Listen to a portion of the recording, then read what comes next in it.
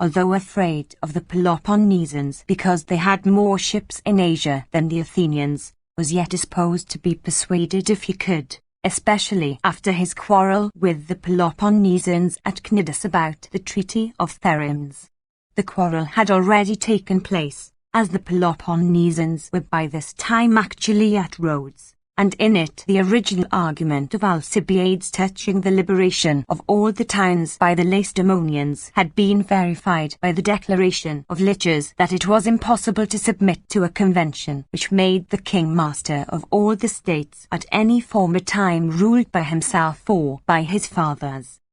While Alcibiades was besieging the favour of Tisiphone with an earnestness proportioned to the greatness of the issue, the Athenian envoys who had been dispatched from Samos with Bersander arrived at Athens, and made a speech before the people, giving a brief summary of their views, and particularly insisting that, if Alcibiades were recalled and the democratic constitution changed, they could have the king as their ally, and would be able to overcome the Peloponnesians. A number of speakers opposed them on the question of the democracy. The enemies of Alcibiades cried out against the scandal of a restoration to be effected by a violation of the constitution, and the Eumolpidi and Ceryces protested in behalf of the mysteries, the cause of his banishment, and called upon the gods to avert his recall, when Bersander, in the midst of much opposition and abuse, came forward, and taking each of his opponents aside asked him the following question,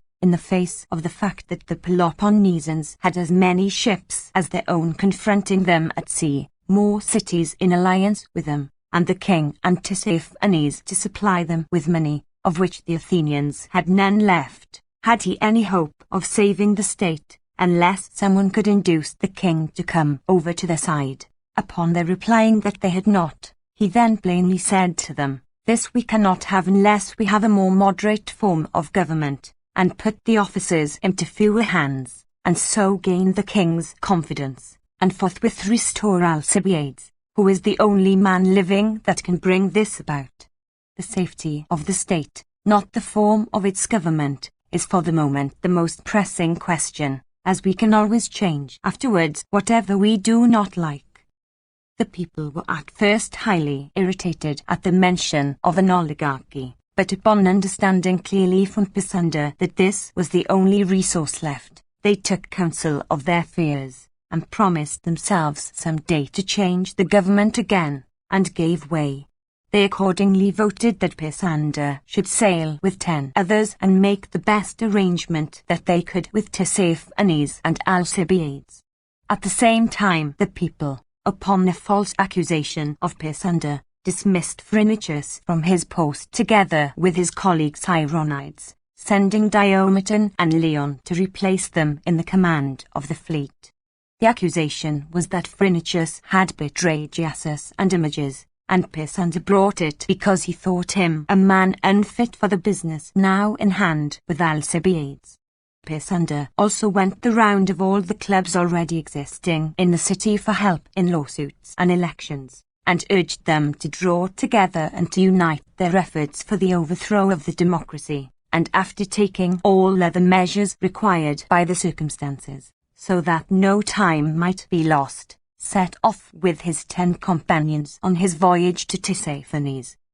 In the same winter Leon and Diomedon, who had by this time joined the fleet, made an attack upon Rhodes. The ships of the Peloponnesians they found hauled up on shore, and, after making a descent upon the coast and defeating the Rhodians who appeared in the field against them, withdrew to Chios and made that place their base of operations instead of Kos, as they could better observe from thence if the Peloponnesian fleet put out to sea. Meanwhile Xenophon, a Lucanian, came to Rhodes from Pedaritus at Chios, with the news that the fortification of the Athenians was now finished, and that, unless the whole Peloponnesian fleet came to the rescue, the cause in Chios must be lost. Upon this they resolved to go to his relief. In the meantime Pedaritus, with the mercenaries that he had with him and the whole force of the Chians, made an assault upon the work round the Athenian ships and took a portion of it,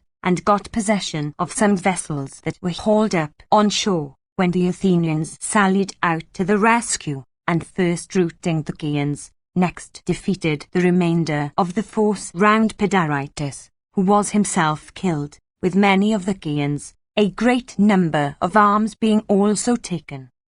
After this the Chians were besieged even more straitly than before by land and sea, and the famine in the place was great. Meanwhile the Athenian envoys with Pisander arrived at the court of Tissaphernes, and conferred with him about the proposed agreement. However, Alcibiades, not being altogether sure of Tissaphernes, who feared the Peloponnesians more than the Athenians, and besides wished to wear out both parties, as Alcibiades himself had recommended, had recourse to the following stratagem to make the treaty between the Athenians and Tissaphernes miscarry by reason of the magnitude of his demands. In my opinion Tissaphernes desired this result, fear being his motive, while Alcibiades, who now saw that Tissaphernes was determined not to treat on any terms, wished the Athenians to think, not that he was unable to persuade Tissaphernes, but that after the latter had been persuaded and was willing to join them,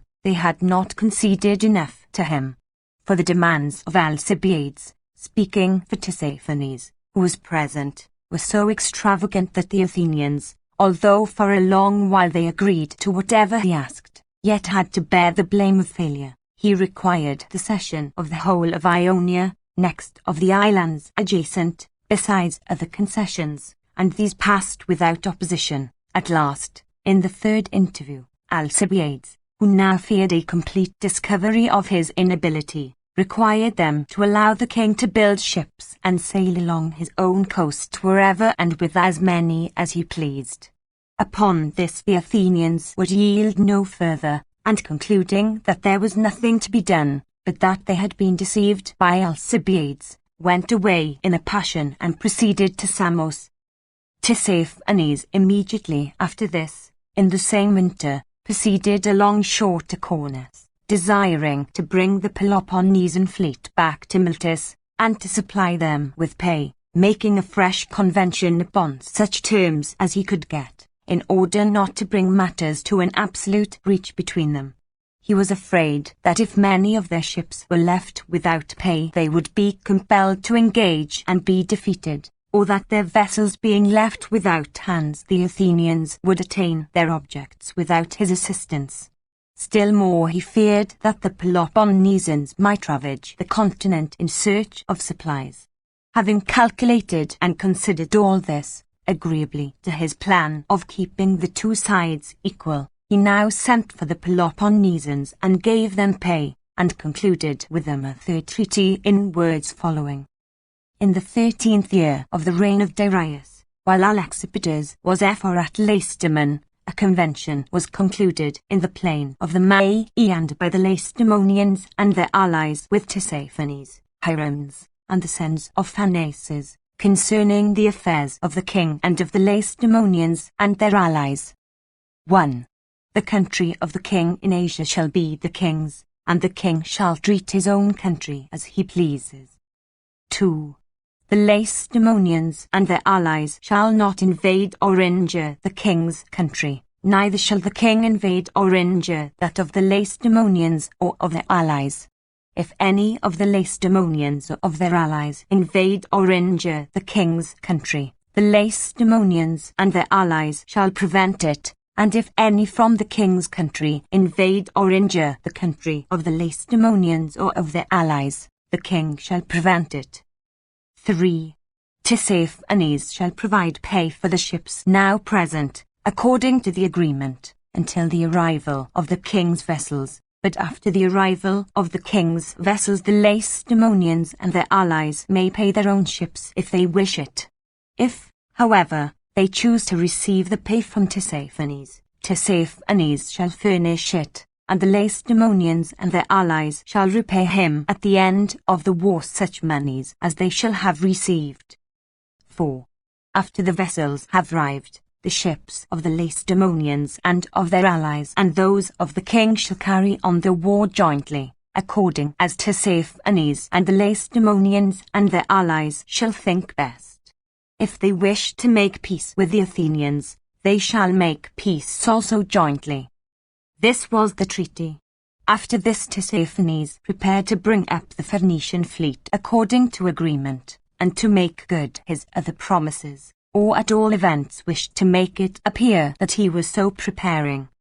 Winter was now drawing towards its close, when the Boeotians took Opus by treachery, though held by an Athenian garrison. Their accomplices in this were some of the Eretrians and of the Opians themselves, who were plotting the revolt of Euboea, as the place was exactly opposite Eretria, and while in Athenian hands was necessarily a source of great annoyance to Eretria and the rest of Euboea.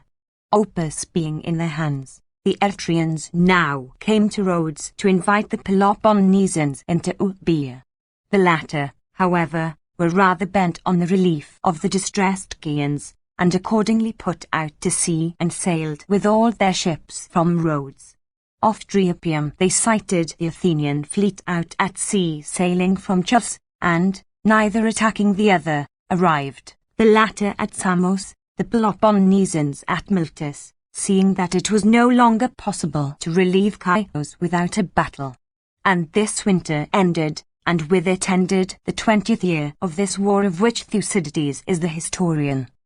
Early in the spring of the summer following, Thucydides, a Spartan, was sent with a small force by land to the Hellespont to effect the revolt of Abydos, which is a Milesian colony, and the Chians, while Astitius was at a loss how to help them, were compelled to fight at sea by the pressure of the siege. While Astitius was still at Rhodes, they had received from Miletus, as their commander after the death of Pedaritus, a Spartan named Leon, who had come out with Antisthenes, and 12 vessels which had been on guard at Miletus, 5 of which were Thurian, 4 Syracusans, 1 from Anea, 1 Milesian, and 1 Leonzone. Accordingly the Chians marched out in mass and took up a strong position, while 36 of their ships put out and engaged 32 of the Athenians, and after a tough fight, in which the Chians and their allies had rather the best of it, as it was now late, retired to their city.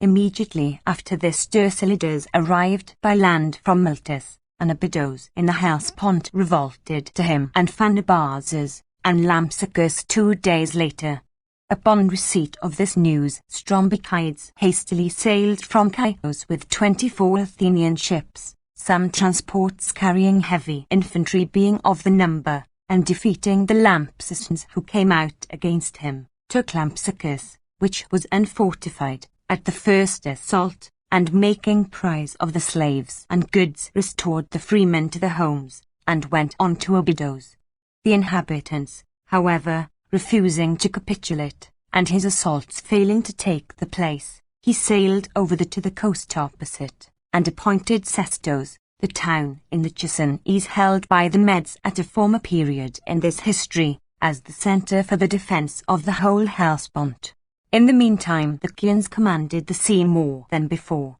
and the Peloponnesians at Miletus and Astitius, hearing of the sea fight and of the departure of the squadron with Strombichides, took fresh courage. Coasting along with 2 vessels to Chios, Astitius took the ships from that place, and now moved with the whole fleet upon Samos, from whence, however, he sailed back to Miletus, as the Athenians did not put out against him, owing to the suspicions of one another. For it was about this time, or even before, that the democracy was put down at Athens. When Pisander and the envoys returned from Tisiphone to Samos, they at once strengthened still further their interest in the army itself, and instigated the upper class in Samos to join them in establishing an oligarchy, the very form of government which a party of them had lately risen to avoid.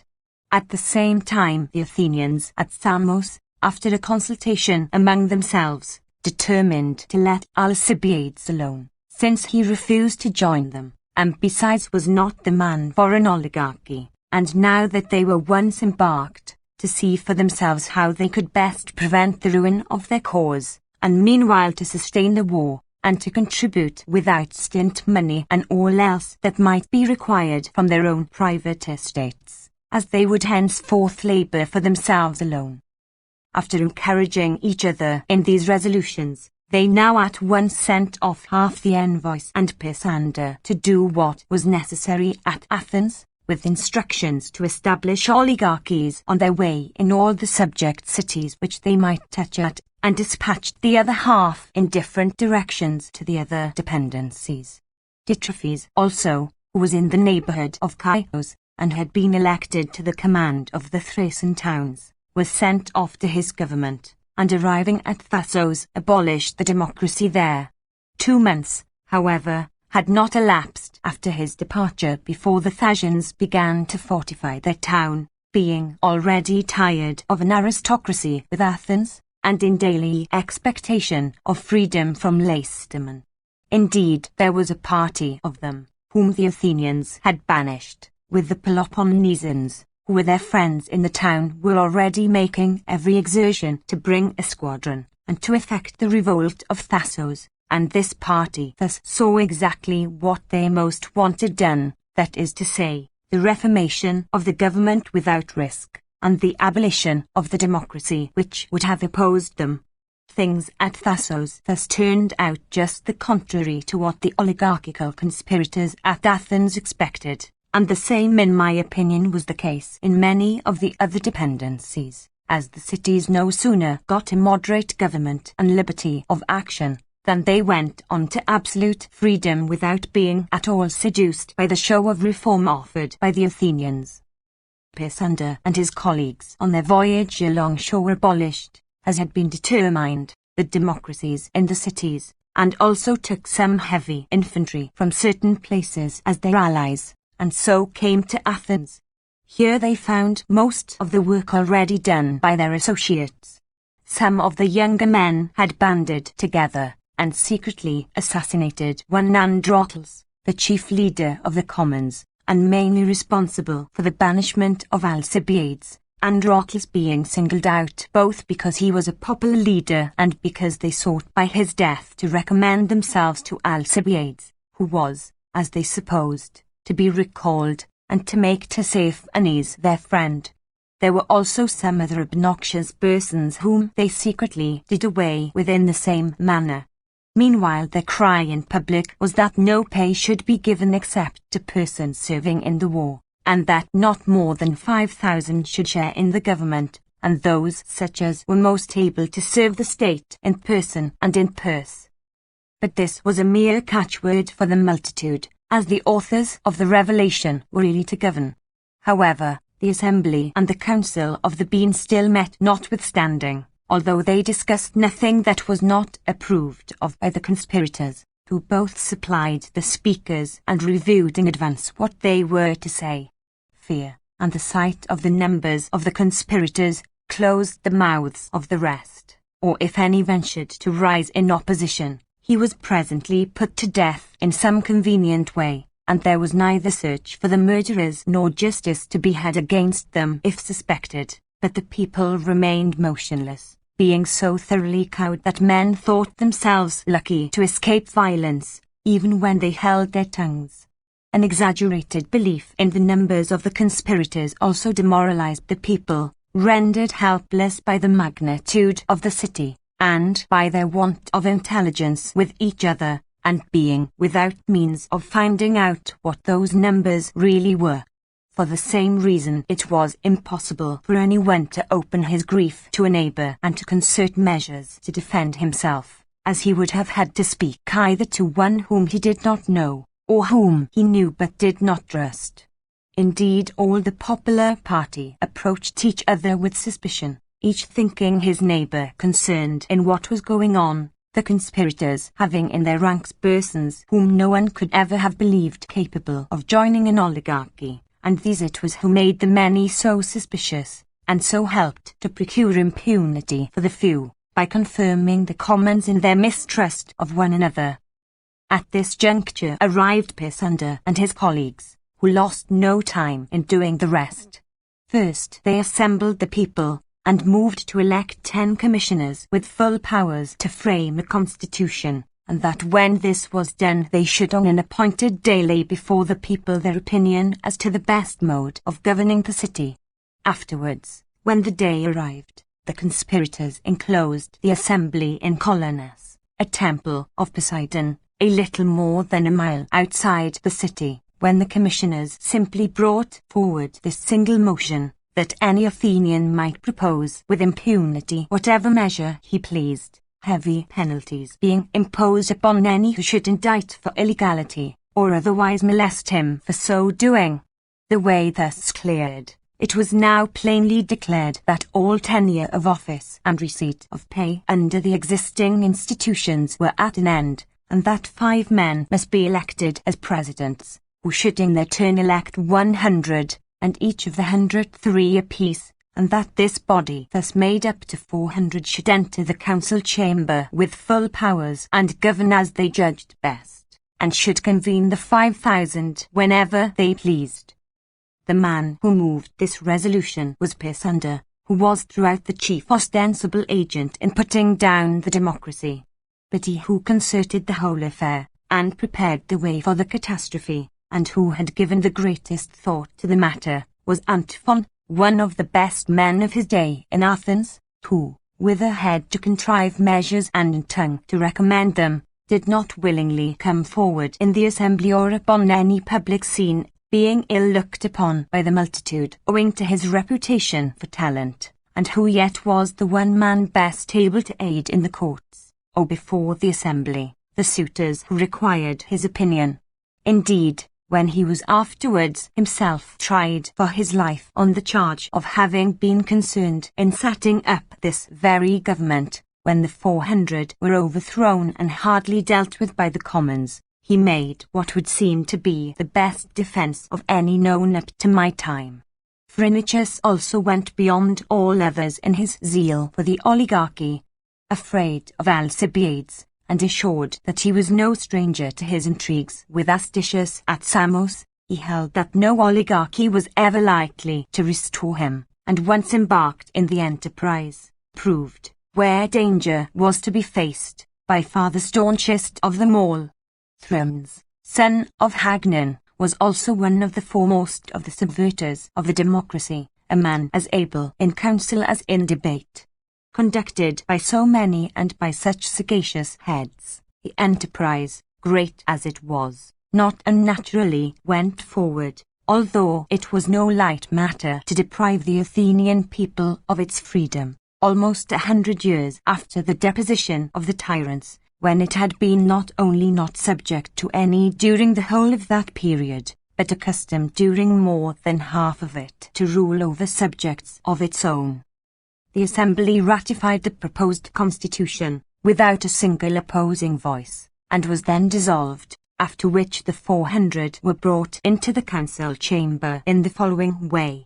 On account of the enemy at Giselli, all the Athenians were constantly on the war law in the ranks at the various military posts. On that day the persons not in the secret were allowed to go home as usual, while orders were given to the accomplices of the conspirators to hang about, without making any demonstration, at some little distance from the posts, and in case of any opposition to what was being done, to seize the arms and put it down. There were also some Andrians and Tenians, 300 Carystians, and some of the settlers in Aegina come with their own arms for this very purpose, who had received similar instructions. These dispositions completed, the 400 went, each with a dagger concealed about his person, accompanied by 120 Hellenic youths, whom they employed wherever violence was needed, and appeared before the councillors of the Bean in the council chamber, and told them to take their pay and be gone, themselves bringing it for the whole of the residue of their term of office, and giving it to them as they went out. Upon the council withdrawing in this way without venturing any objection, and the rest of the citizens making no movement, the 400 entered the council chamber, and for the present contented themselves with drawing lots for their prytanes, and making their prayers and sacrifices to the gods upon entering office, but afterwards departed widely from the democratic system of government, and except that on account of Alcibiades they did not recall the exiles, ruled the city by force, putting to death some men, though not many, whom they thought it convenient to remove, and imprisoning and banishing others. They also sent to Agis, the Lacedaemonian king, at Deceli, to say that they desired to make peace, and that he might reasonably be more disposed to treat now that he had them to deal with instead of the inconstant commons. Agis, however, did not believe in the tranquillity of the city, or that the commons would thus in a moment give up their ancient liberty, but thought that the sight of a large Lacedaemonian force would be sufficient to excite them if they were not already in commotion, of which he was by no means certain. He accordingly gave to the envoys of the 400 an answer which held out no hopes of an accommodation, and sending for large reinforcements from Peloponnese, not long afterwards, with these and his garrison from Deceli, descended to the very walls of Athens, hoping either that civil disturbances might help to subdue them to his terms, or that, in the confusion to be expected within and without the city, they might even surrender without a blow being struck. At all events, he thought he would succeed in seizing the long walls, bed of their defenders. However, the Athenians saw him come close up, without making the least disturbance within the city, and sending out their cavalry, and a number of their heavy infantry, light troops, and archers, shot down some of his soldiers who approached too near, and got possession of some arms and dead. Upon this Agis, at last convinced, led his army back again and, remaining with his own troops in the old position at Deceli, sent the reinforcement back home, after a few days' stay in Attica. After this the 400 persevering sent another embassy to Agis, and now meeting with a better reception, at his suggestion dispatched envoys to Lacedaemon to negotiate a treaty, being desirous of making peace. They also sent 10 men to Samos to reassure the army, and to explain that the oligarchy was not established for the hurt of the city or the citizens, but for the salvation of the country at large, and that there were 5,000, not 400 only, concerned, although, what with their expeditions and employments abroad, the Athenians had never yet assembled to discuss a question important enough to bring 5,000 of them together. The emissaries were also told what to say upon all other points, and were so sent off immediately after the establishment of the new government, which feared, as it turned out justly, that the mass of seamen would not be willing to remain under the oligarchical constitution, and, the evil beginning there, might be the means of their overthrow. Indeed, at Samos the question of the oligarchy had already entered upon a new phase, the following events having taken place just at the time that the 400 were conspiring. That part of the Samian population which has been mentioned as rising against the upper class, and as being the Democratic party, had now turned round, and yielding to the solicitations of Pisander during his visit, and of the Athenians in the conspiracy at Samos, had bound themselves by oaths to the number of 300, and were about to fall upon the rest of their fellow citizens, whom they now in their turn regarded as the Democratic party.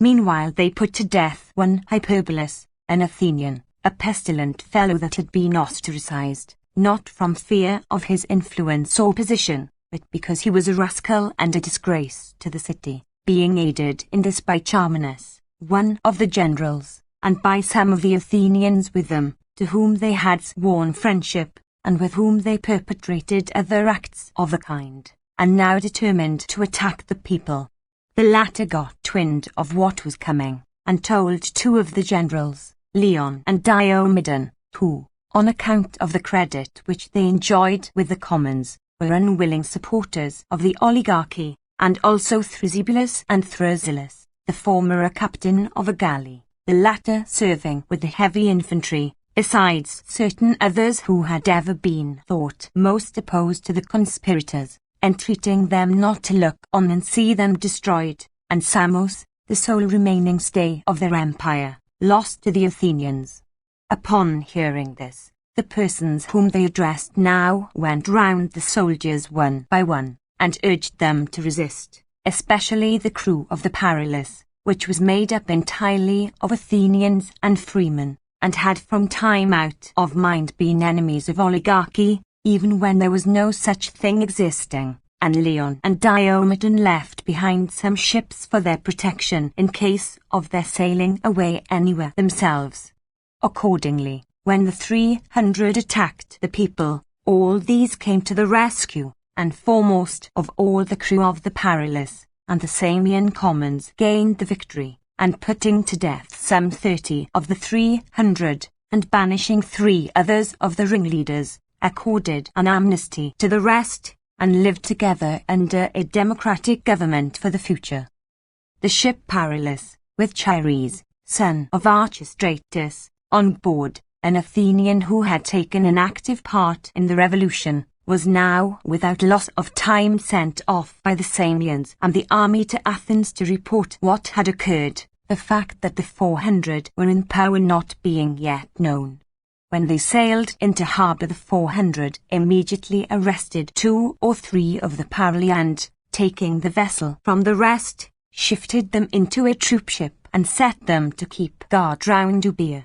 Chires, however, managed to secrete himself as soon as he saw how things stood, and returning to Samos, drew a picture to the soldiers of the horrors enacting at Athens, in which everything was exaggerated, saying that all were punished with stripes, that no one could say a word against the holders of power, that the soldiers' wives and children were outraged, and that it was intended to seize and shut up the relatives of all in the army at Samos who were not of the government's way of thinking, to be put to death in case of their disobedience, besides a host of other injurious inventions.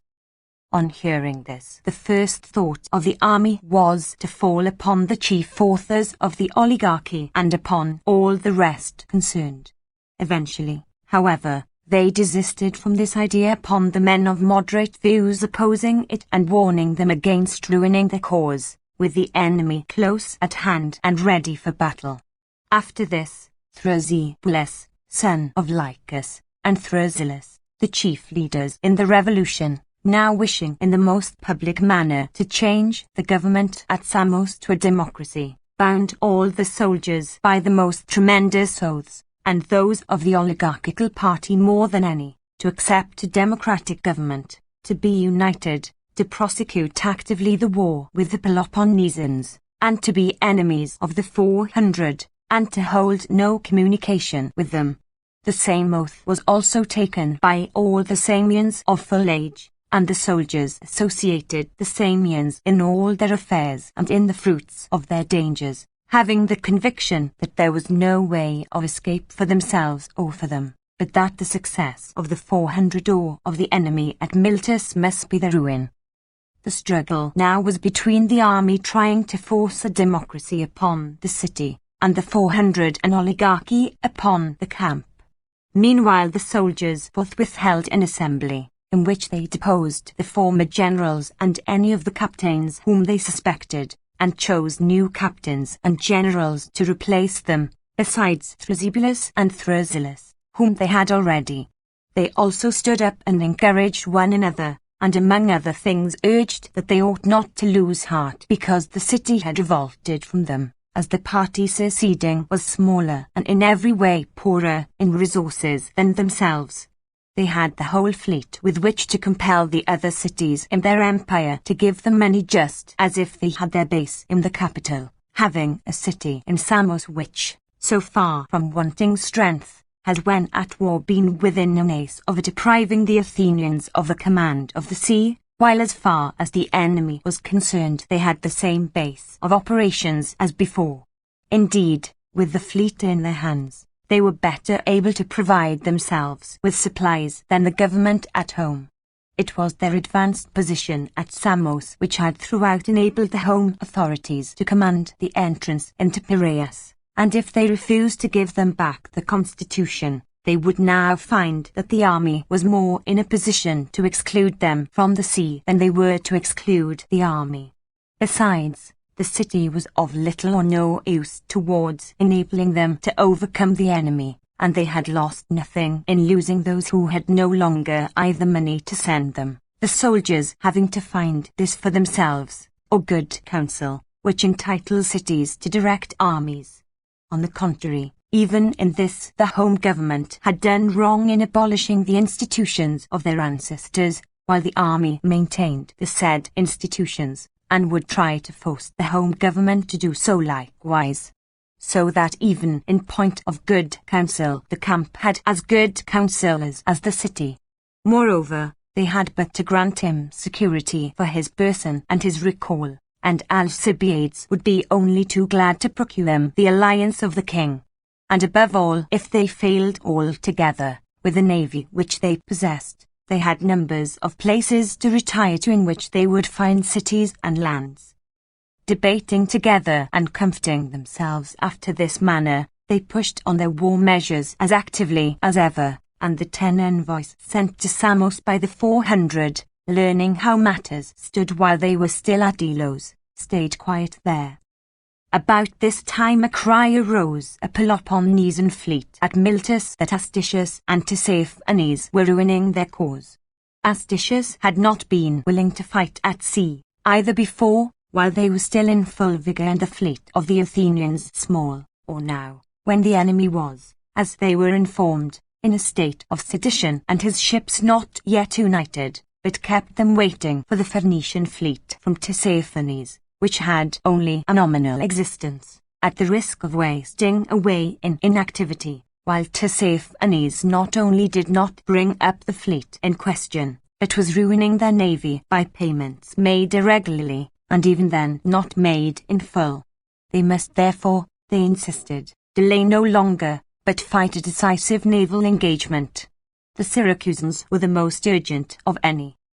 The confederates and Astitius, aware of these murmurs, had already decided in council to fight a decisive battle, and when the news reached them of the disturbance at Samos, they put to sea with all their ships, 110 in number, and, ordering the Milesians to move by land upon Mycale, set sail thither. The Athenians with the 82 ships from Samos were at the moment lying at Glos in Mycale, a point where Samos approaches near to the continent, and, seeing the Peloponnesian fleet sailing against them, retired into Samos, not thinking themselves numerically strong enough to stake their all upon a battle. Besides, they had notice from Miletus of the wish of the enemy to engage, and were expecting to be joined from the Hellespont by Strombichides, to whom a messenger had been already dispatched, with the ships that had gone from Chios to Abydos.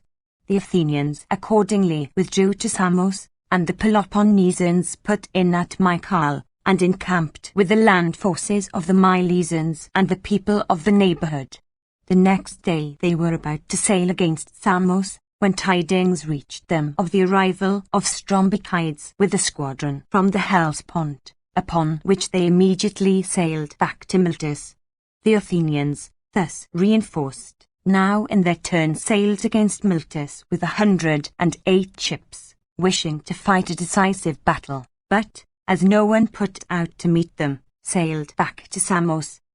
Chapter 26.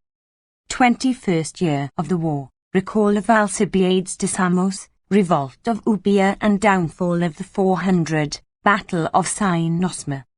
In the same summer, immediately after this, the Peloponnesians, having refused to fight with their fleet united, through not thinking themselves a match for the enemy, and being at a loss where to look for money for such a number of ships, especially as Tissaphernes proved so bad a paymaster, sent off Clearchus, son of Ramphias, with 40 ships to Phanabazes, agreeably to the original instructions from Peloponnese, Phanabazes inviting them and being prepared to furnish pay, and Byzantium besides sending offers to revolt to them. These Peloponnesian ships accordingly put out into the open sea, in order to escape the observation of the Athenians, and being overtaken by a storm, the majority with Clearchus got into Delos, and afterwards returned to Miletus, whence Clearchus proceeded by land to the Hellespont to take the command. 10, however, of their number,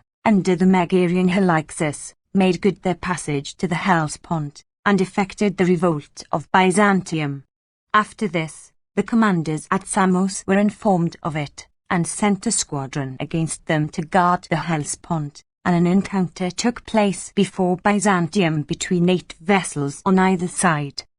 Meanwhile the chiefs at Samos, and especially Thucydides, who from the moment that he had changed the government had remained firmly resolved to recall Alcibiades, at last in an assembly brought over the mass of the soldiery, and upon their voting for his recall and amnesty, sailed over the Tisiphonies and brought Alcibiades to Samos, being convinced that their only chance of salvation lay in his bringing over Tisiphonies from the Peloponnesians to themselves. An assembly was then held in which Alcibiades complained of and deplored his private misfortune in having been banished, and speaking at great length upon public affairs, highly incited their hopes for the future, and extravagantly magnified his own influence with Tisiphonies. His object in this was to make the oligarchical government at Athens afraid of him, to hasten the dissolution of the clubs, to increase his credit with the army at Samos and heighten their own confidence,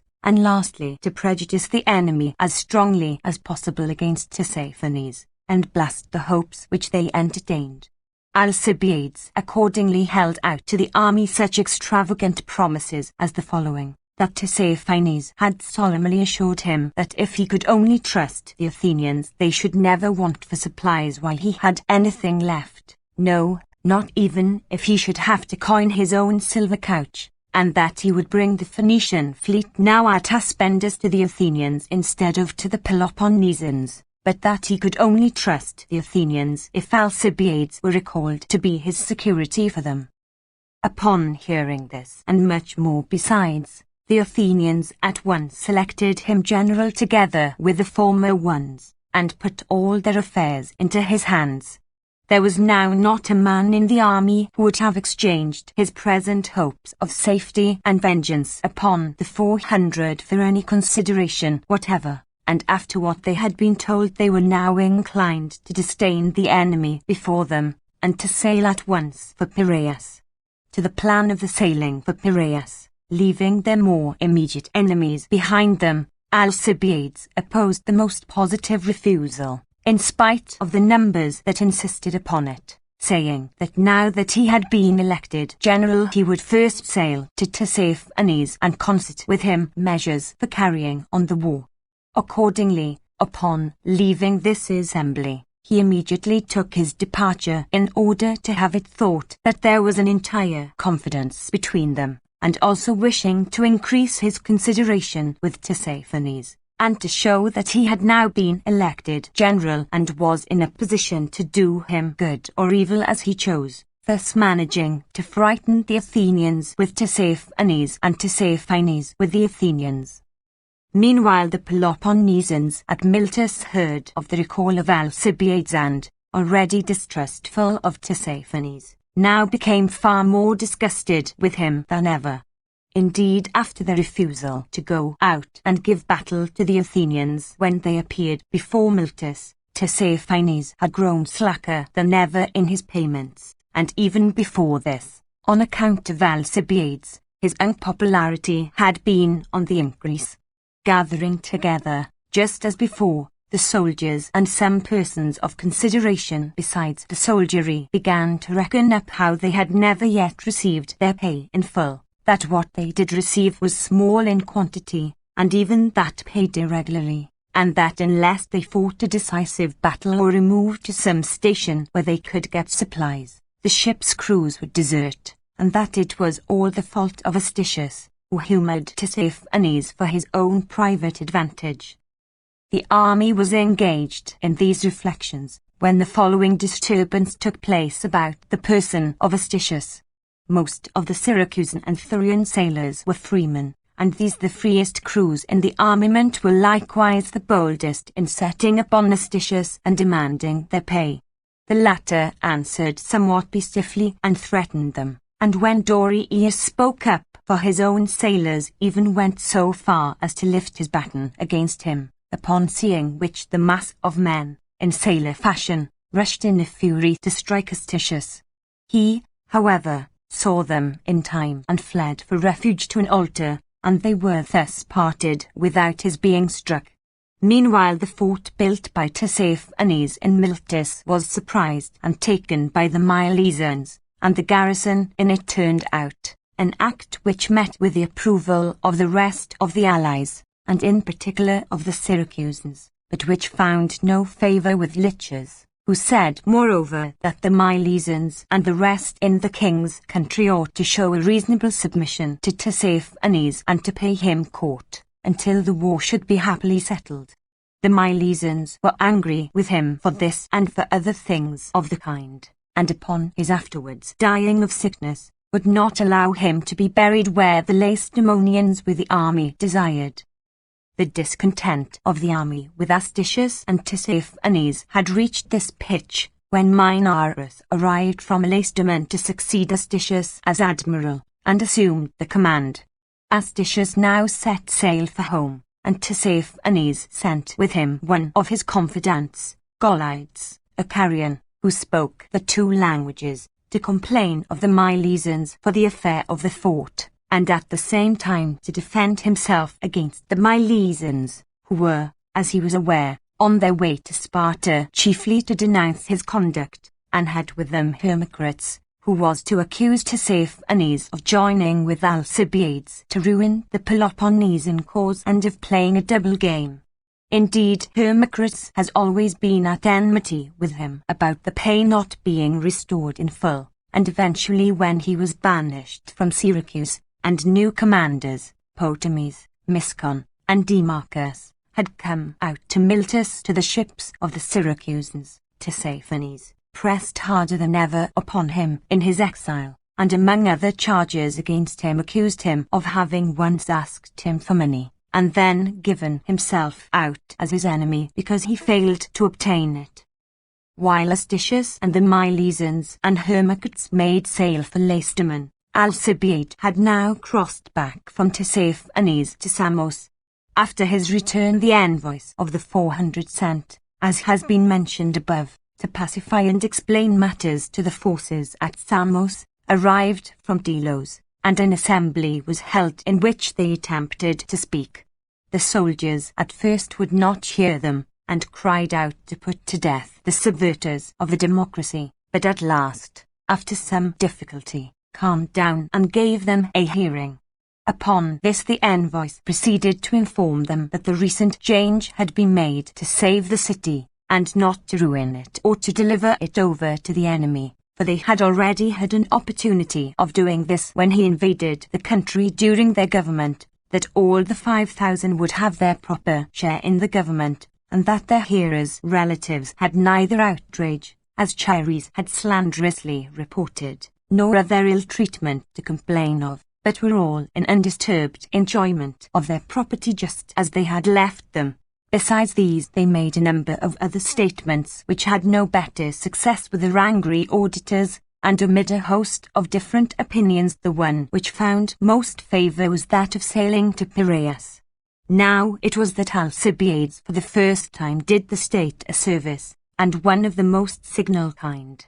For when the Athenians at Samos were bent upon sailing against their countrymen, in which case Ionia and the Hellespont would most certainly at once have passed into possession of the enemy, Alcibiades it was who prevented them. At that moment, when no other man would have been able to hold back the multitude, he put a stop to the intended expedition, and rebuked and turned aside the resentment felt, on personal grounds, against the envoys. He dismissed them with an answer from himself, to the effect that he did not object to the government of the 5,000, but insisted that the 400 should be deposed and the council of 500 reinstated in power. Meanwhile any retrenchments for economy, by which pay might be better found for the armament, met with his entire approval. Generally, he bade them hold out and show a bold face to the enemy, since if the city were saved there was good hope that the two parties might someday be reconciled,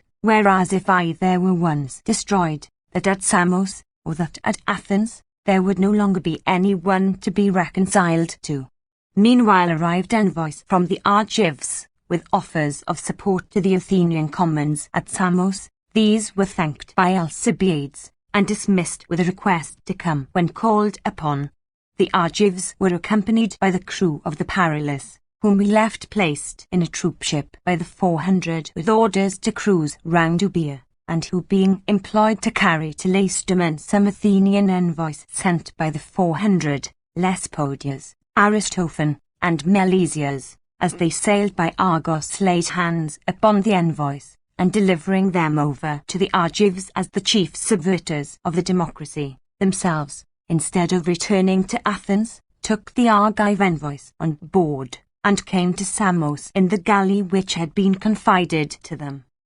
The same summer, at the time that the return of Alcibiades coupled with the general conduct of Tissaphernes had carried to its height the discontent of the Peloponnesians, who no longer entertained any doubt of his having joined the Athenians, Tissaphernes wishing, it would seem, to clear himself to them of these charges, prepared to go after the Phoenician fleet to Aspendus, and invited Lichas to go with him, saying that he would appoint Tamos as his lieutenant to provide pay for the armament during his own absence. Accounts differ, and it is not easy to ascertain with what intention he went to Aspendus, and did not bring the fleet after all.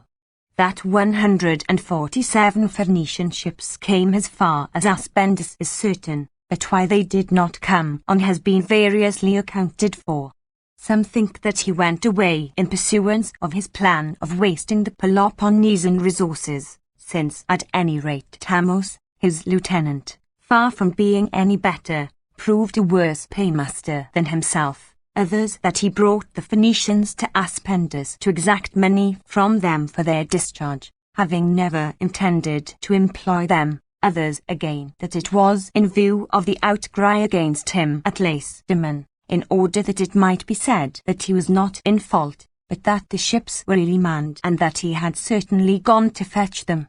To myself it seems only too evident that he did not bring up the fleet because he wished to wear out and paralyze the Hellenic forces, that is, to waste their strength by the time lost during his journey to Aspendus, and to keep them evenly balanced by not throwing his weight into either scale. Had he wished to finish the war, he could have done so, assuming, of course, that he made his appearance in a way which left no room for doubt, as by bringing up the fleet he would in all probability have given the victory to the Lacedaemonians, whose navy, even as it was, faced the Athenian more as an equal than as an inferior. But what convicts him most clearly is the excuse which he put forward for not bringing the ships. He said that the number assembled was less than the king had ordered, but surely it would only have enhanced his credit if he spent little of the king's money and effected the same end at less cost.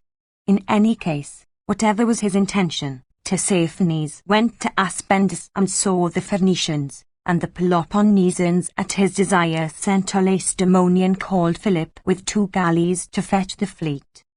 Alcibiades, finding that Tissaphernes had gone to Aspendus, himself sailed thither with 13 ships, promising to do a great and certain service to the Athenians at Samos, as he would either bring the Phoenician fleet to the Athenians, or at all events prevent its joining the Peloponnesians. In all probability he had long known that Tissaphernes never meant to bring the fleet at all, and wished to compromise him as much as possible in the eyes of the Peloponnesians through his apparent friendship for himself and the Athenians, and thus in a manner to oblige him to join their side.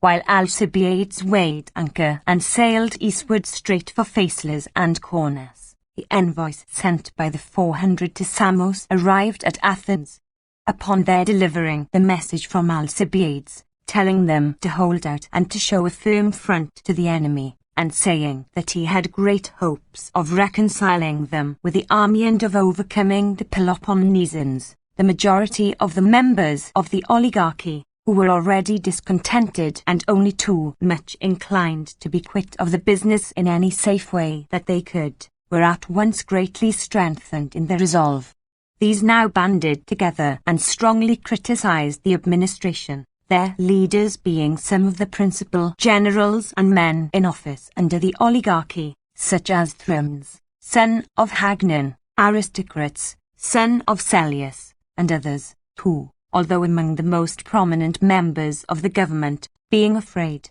as they said, of the army at Samos, and most especially of Alcibiades, and also lest the envoys whom they had sent to Lacedaemon might do the state some harm without the authority of the people, without insisting on objections to the excessive concentration of power in a few hands, yet urged that the 5,000 must be shown to exist not merely in name but in reality, and the constitution placed upon a fair basis.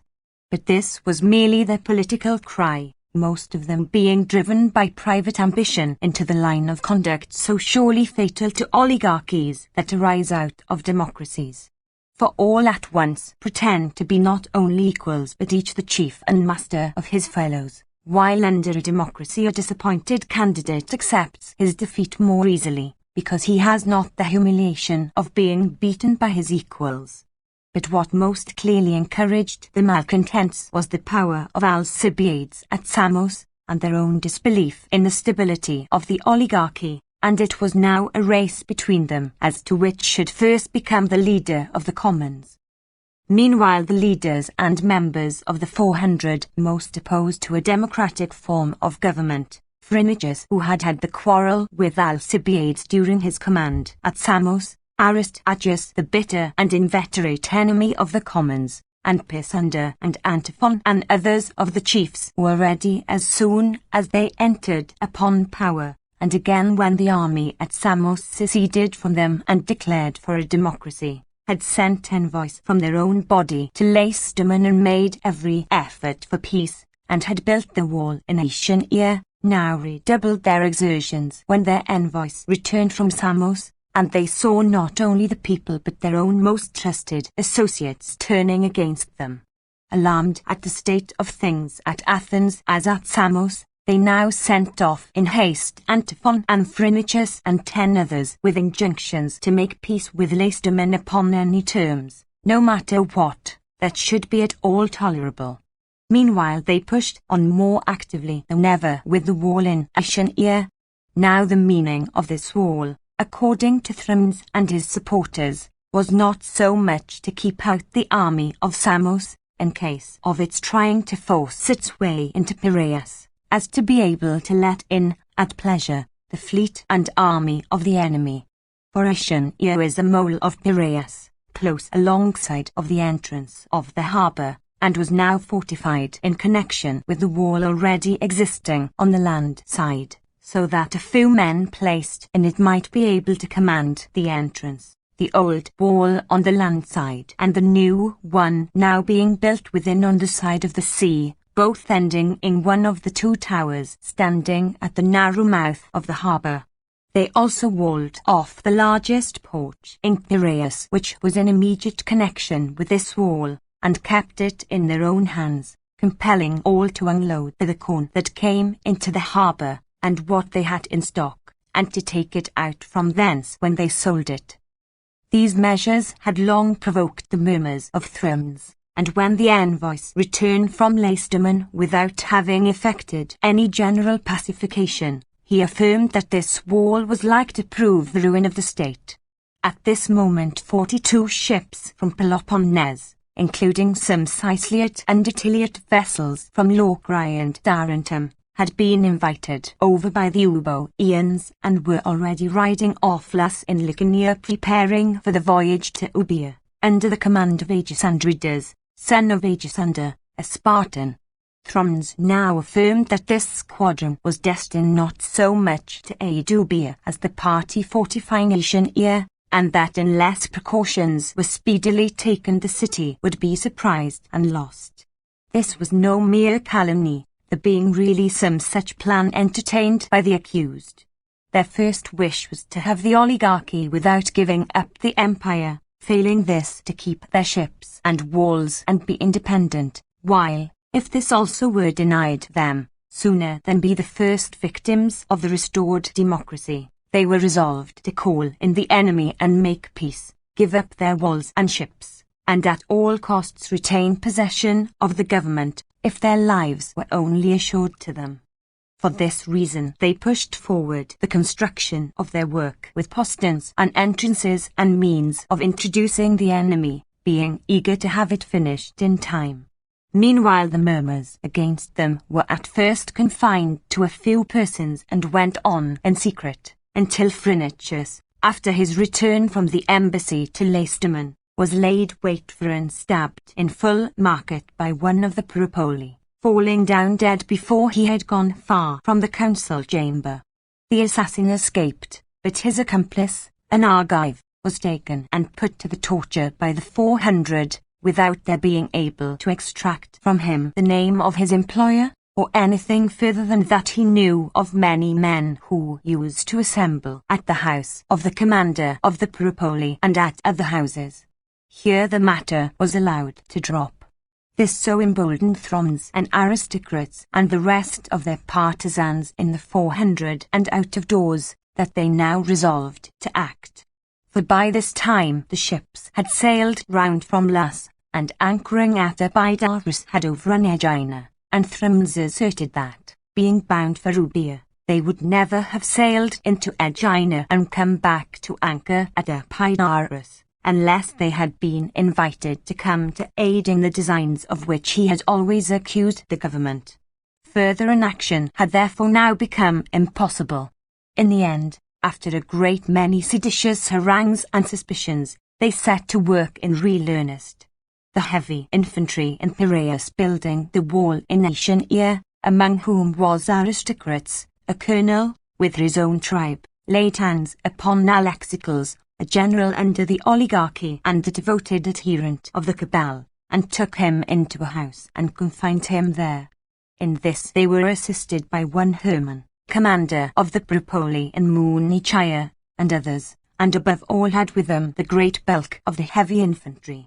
As soon as the news reached the 400, who happened to be sitting in the council chamber, all except the disaffected wished at once to go to the posts where the arms were, and menaced Thrones and his party. Thrones defended himself, and said that he was ready immediately to go and help to rescue Alexicles, and taking with him one of the generals belonging to his party, went down to Piraeus, followed by Aristachus and some young men of the cavalry. All was now panic and confusion. Those in the city imagined that Piraeus was already taken and the prisoner put to death, while those in Piraeus expected every moment to be attacked by the party in the city. The older men, however, stopped the persons running up and down the town and making for the stands of arms, and Thucydides the Thessalian, proxenus of the city, came forward and threw himself in the way of the rival factions,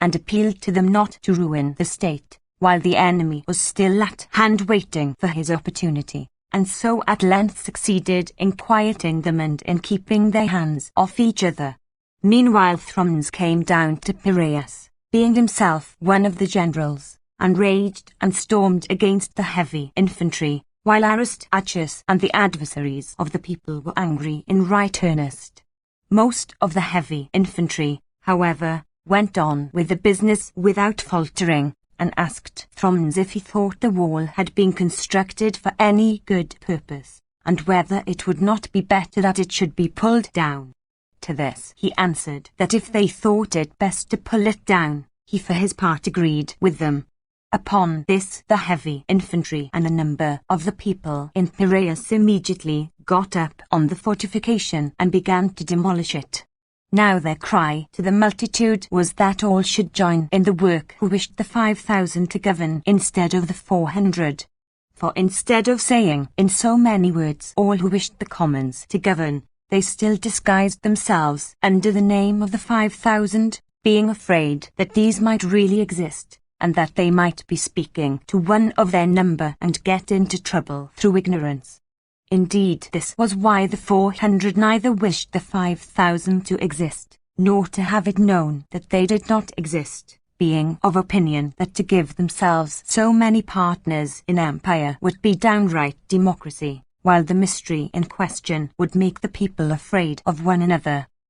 The next day the 400, although alarmed, nevertheless assembled in the council chamber, while the heavy infantry in Piraeus, after having released their prisoner Alexicles and pulled down the fortification, went with their arms to the theatre of Dionysus, close to Munichia, and there held an assembly in which they decided to march into the city, and setting forth accordingly halted in the Inissium. Here they were joined by some delegates from the 400, who reasoned with them one by one, and persuaded those whom they saw to be the most moderate to remain quiet themselves, and to keep in the rest, saying that they would make known the 5,000, and have the 400 chosen from them in rotation, as should be decided by the 5,000, and meanwhile entreated them not to ruin the state or drive it into the arms of the enemy. After a great many had spoken and had been spoken to,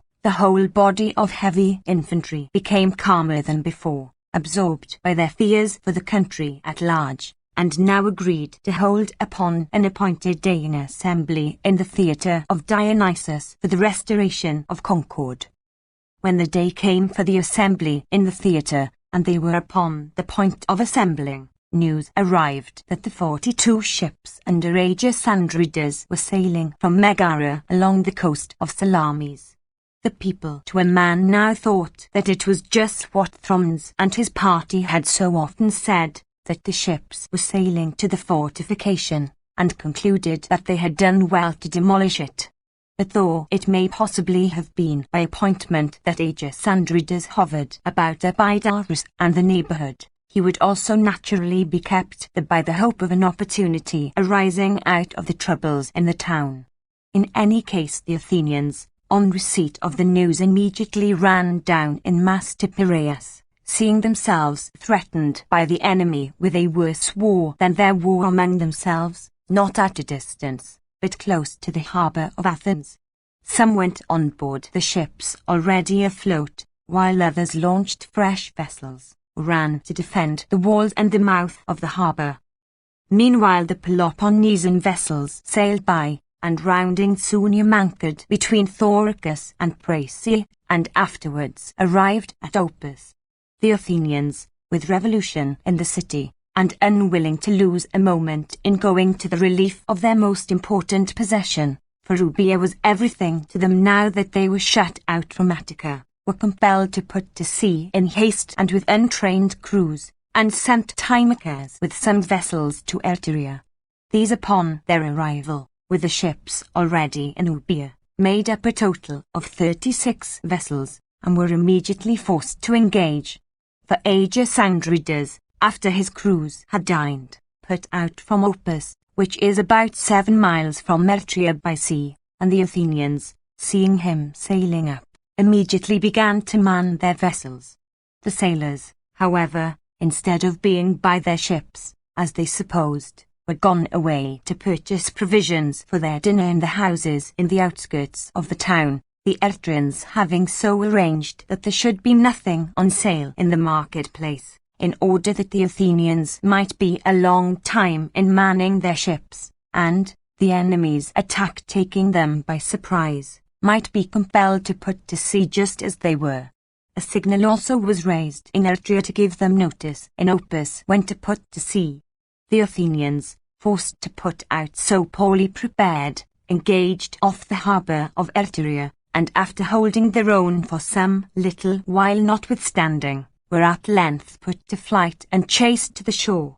Such of their number as took refuge in Elteria, which they presumed to be friendly to them, found their fate in that city, being butchered by the inhabitants, while those who fled to the Athenian fort in the Eltrian territory, and the vessels which got to Chalcis, were saved. The Peloponnesians, after taking 22 Athenian ships, and killing or making prisoners of the crews, set up a trophy, and not long afterwards effected the revolt of the whole of Euboea, except Taurus, which was held by the Athenians themselves, and made a general settlement of the affairs of the island. When the news of what had happened in Euboea reached Athens, a panic ensued such as they had never before known. Neither the disaster in Sicily, great as it seemed at the time, nor any other had ever so much alarmed them. The camp at Samos was in revolt. They had no more ships or men to man them. They were at discord among themselves and might at any moment come to blows, and a disaster of this magnitude coming on the top of all, by which they lost their fleet, and worst of all Euboea, which was of more value to them than Attica, could not occur without throwing them into the deepest despondency. Meanwhile, their greatest and most immediate trouble was the possibility that the enemy, emboldened by his victory, might make straight for them and sail against Piraeus, which they had no longer ships to defend, and every moment they expected him to arrive. This, with a little more courage, he might easily have done,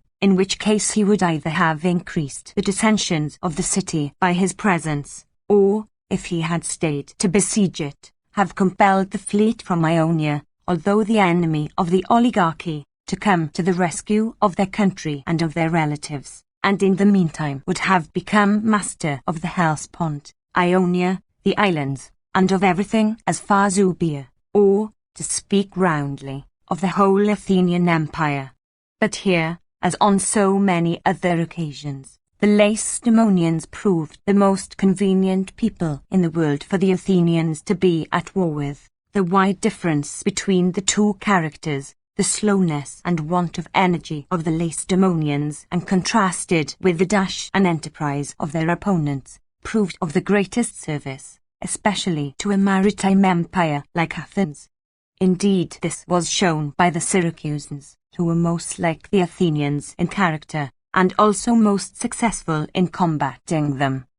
Nevertheless, upon receipt of the news, the Athenians manned 20 ships and called immediately a first assembly in the Pnyx, where they had been used to meet formally, and deposed the 400 and voted to hand over the government to the 5,000, of which body all who furnished a suit of armour were to be members, decreeing also that no one should receive pay for the discharge of any office, or if he did, should be held accursed. Many other assemblies were held afterwards, in which lawmakers were elected and all other measures taken to form a constitution. It was during the first period of this constitution that the Athenians appear to have enjoyed the best government that they ever did, at least in my time. For the fusion of the high and the low was effected with judgment, and this was what first enabled the state to raise up her head after her manifold disasters.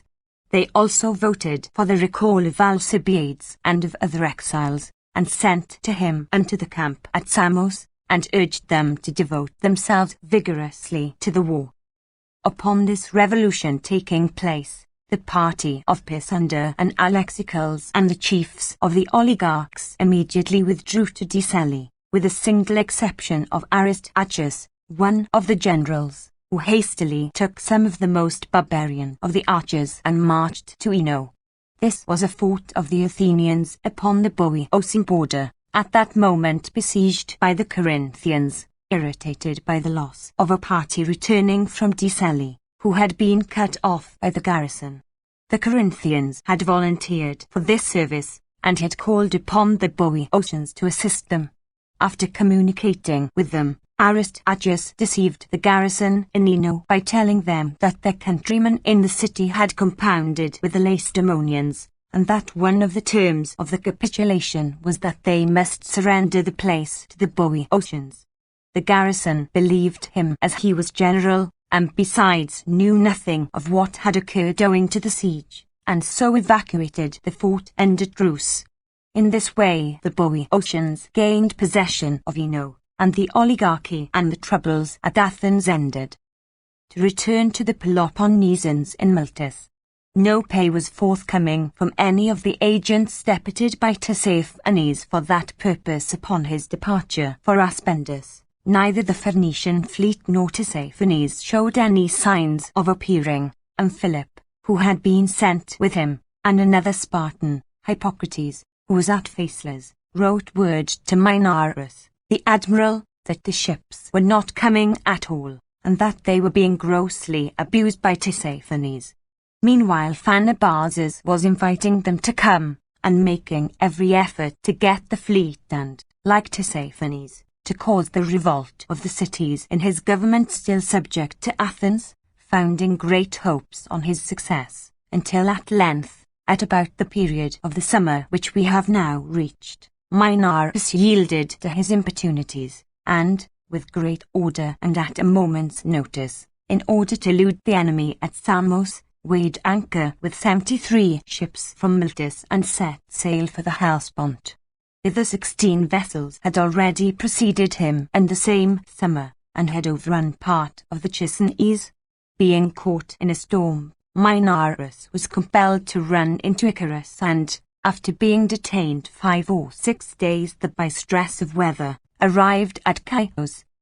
Meanwhile Thucydides had heard of his having put out from Miletus, and immediately set sail with 55 ships from Samos, in haste to arrive before him in the Hellespont. But learning that he was at Chios, and expecting that he would stay there, he posted scouts in Lesbos and on the continent opposite to prevent the fleet moving without his knowing it, and himself coasted along to Methema, and gave orders to prepare meal and other necessaries, in order to attack them from Lesbos in the event of their remaining for any length of time at Chios. Meanwhile he resolved to sail against Tirsus, a town in Lesbos which had revolted, and, if he could, to take it. For some of the principal Methymnian exiles had carried over about 50 heavy infantry, their sworn associates, from Guma, and hiring others from the continent, so as to make up 300 in all, chose Anaxander, a Theban, to command them, on account of the community of blood existing between the Thebans and the Lesbians, and first attacked Methema. Balked in this attempt by the advance of the Athenian guards from Mytilene, and repulsed a second time in a battle outside the city, they then crossed the mountain and effected the revolt of Ursus. Thucydides accordingly determined to go there with all his ships and to attack the place. Meanwhile Thucydides had preceded him thither with 5 ships from Samos, as soon as he heard that the exiles had crossed over, and coming too late to save Ursus, went on and anchored before the town. Here they were joined also by 2 vessels on their way home from the Hellespont, and by the ships of the Methymnians, making a grand total of 67 vessels, and the forces on board now made ready with engines and every other means available to do their utmost to storm Ursus.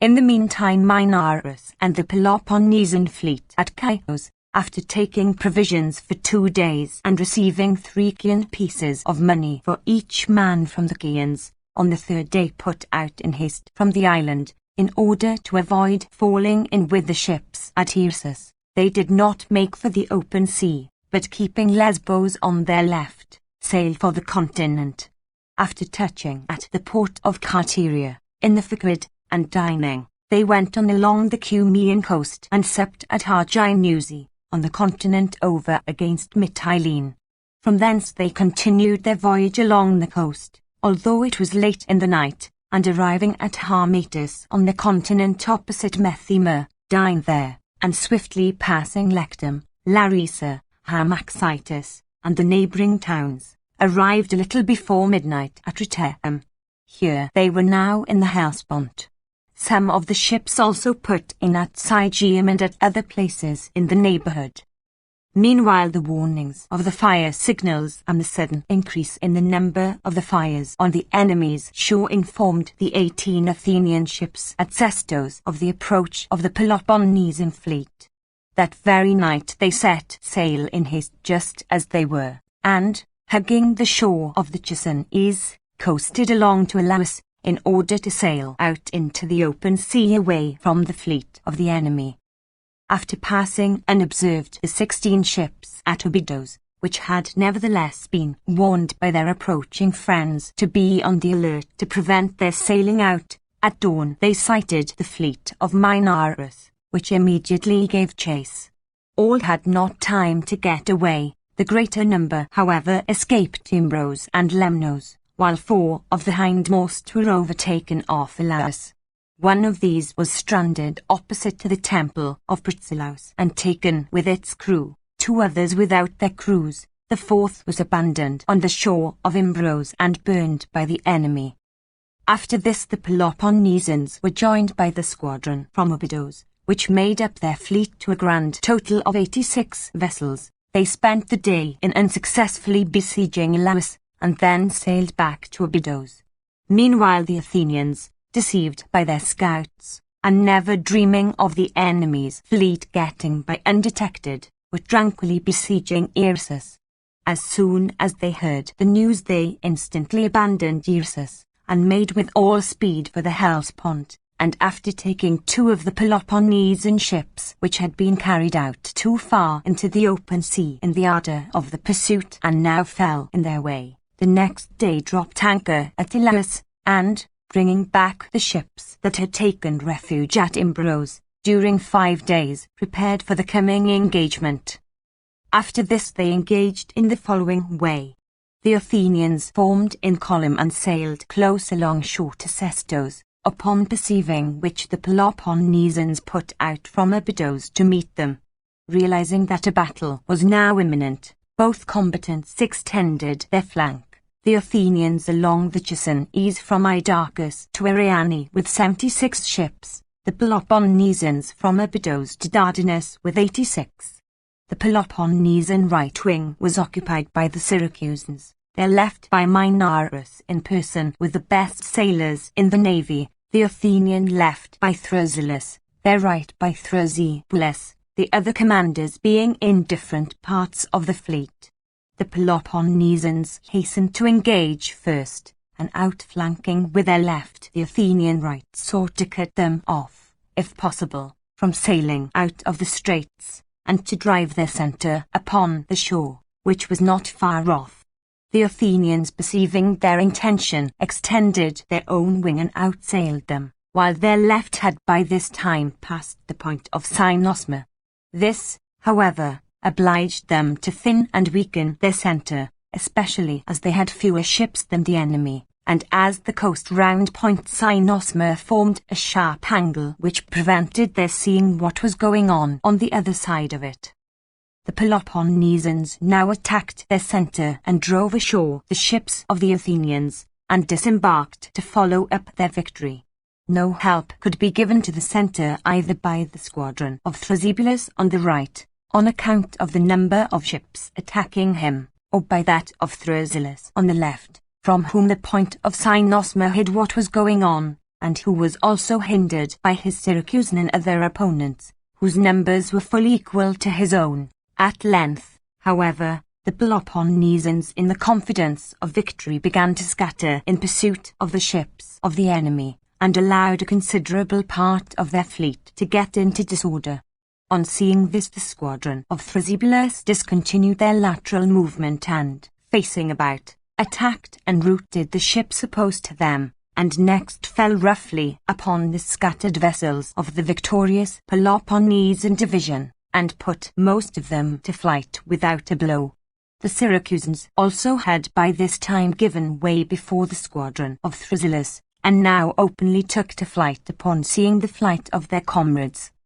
The rout was now complete. Most of the Peloponnesians fled for refuge first to the river Midias, and afterwards to Abydos. Only a few ships were taken by the Athenians, as owing to the narrowness of the Hellespont the enemy had not far to go to be in safety. Nevertheless, nothing could have been more opportune for them than this victory. Up to this time they had feared the Peloponnesian fleet, owing to a number of petty losses and to the disaster in Sicily, but they now ceased to mistrust themselves or any longer to think their enemies good for anything at sea. Meanwhile they took from the enemy 8 Chian vessels, 5 Corinthian, 2 Ambraciot, 2 Boeotian, 1 Leucadian, Lacedaemonian, Syracusan, and Pelion, losing 15 of their own. After setting up a trophy upon Point Cynosma, securing the wrecks, and restoring to the enemy his dead under truce,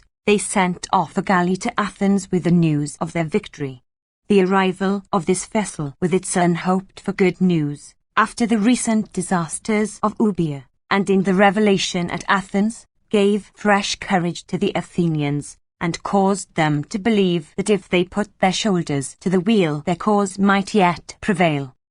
On the 4th day after the sea fight, the Athenians in Sestos, having hastily refitted their ships, sailed against Cyzicus, which had revolted. Off Harpagium and Priapus they sighted at anchor the 8 vessels from Byzantium, and, sailing up and routing the troops on shore, took the ships, and then went on and recovered the town of Cyzicus, which was unfortified, and levied money from the citizens. In the meantime the Peloponnesians sailed from Abydos to Elaus, and recovered such of their captured galleys as were still uninjured, the rest having been burned by the Eleusians, and sent Hippocrates and Epicles to Euboea to fetch the squadron from that island.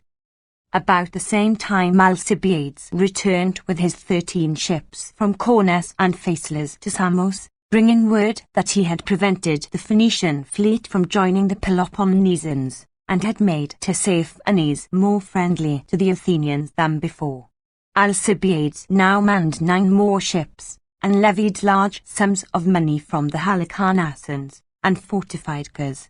After doing this, and placing a governor in Cos, he sailed back to Samos, autumn being now at hand. Meanwhile Tissaphernes, upon hearing that the Peloponnesian fleet had sailed from Miletus to the Hellespont, set off again back from Maspendus, and made all sail for Ionia. While the Peloponnesians were in the Hellespont, the Antandrians, a people of Aeolic extraction, conveyed by land across Mount Ida some heavy infantry from Abydos, and introduced them into the town, having been ill-treated by Arsaces, the Persian lieutenant of Tissaphernes. This same Arsaces had, upon pretence of a secret quarrel, invited the chief men of the Delians to undertake military service. These were Delians who had settled at Atromitium after having been driven from their homes by the Athenians for the sake of purifying Delos, and after drawing them out from their town as his friends and allies,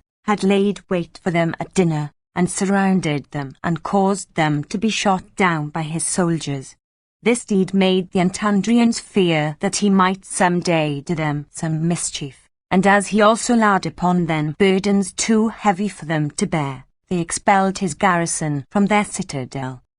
Tissaphernes, upon hearing of this act of the Peloponnesians, in addition to what had occurred at Miletus and Cnidus, where his garrisons had been also expelled, now saw that the breach between them was serious, and fearing further injury from them, and being also vexed to think that Pharnabazus should receive them, and in less time and at less cost perhaps succeed better against Athens than he had done, determined to rejoin them in the Hellespont, in order to complain of the events at Amtandros and excuse himself as best he could in the matter of the Phoenician fleet and of the other charges against him. Accordingly he went first to Ephesus and offered sacrifice to Artemis.